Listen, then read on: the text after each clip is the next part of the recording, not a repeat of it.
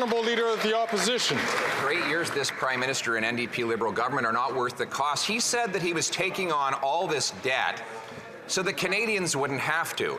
Well, now we learn that Canadians are spending more on household debt interest than at any time in Canadian history, more than the American families were during the 2008 financial crisis that almost brought down the global economy.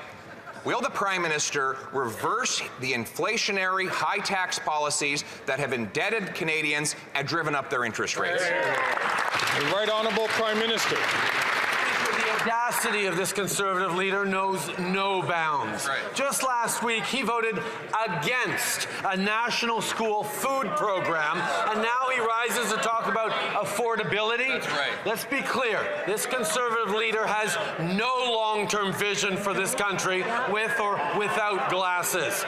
It takes more than a couple of bags of McDonald's to feed Canadians. That's why we're going to continue to step up and be there with investments for Canadians, while he talks about cuts and austerity and then goes and votes for cuts and austerity.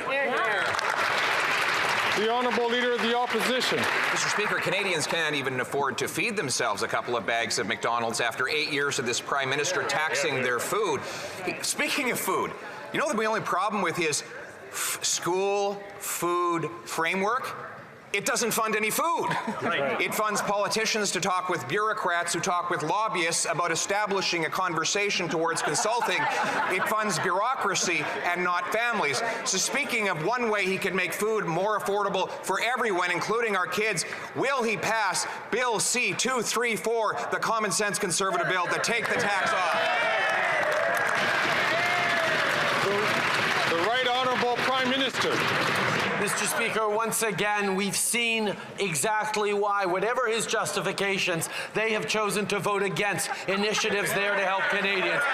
Whether it's dental support for hundreds of thousands of kids that we've already brought in, with more support for seniors, they chose to vote against months ago, Mr. Speaker. They're continuing to step up and vote against the programs that matter. And while they seem not to care about climate change and want to sit back and watch the world burn, they're actually going to watch Canadians' food sources burn as well. The Honourable Leader of the Opposition. Speaker, it is that Prime Minister that is burning a hole in the pockets of Canadians. We voted against his plan to quadruple the carbon tax, a tax on heat, gas, and groceries. Now, the Prime Minister, when I raised the cost of $100,000 for one farm in my riding, which will rise to $400,000, I said, will he call the family and find out and tell them how they're going to pay the tax? He said he would reach out to them. He would have a conversation about how they're going to pay a $400,000 carbon tax bill. Can he tell the House what he told that family about how they're going to come up with $400 grand in more taxes? The Right Honourable Prime Minister.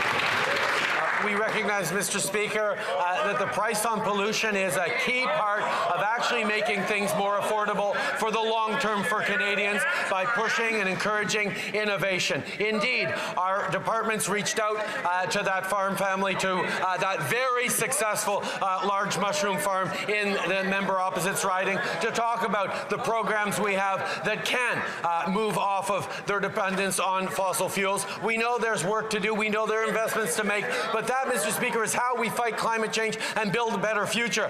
We have a plan to fight climate change. They have no plan because they don't even recognize that climate change is real.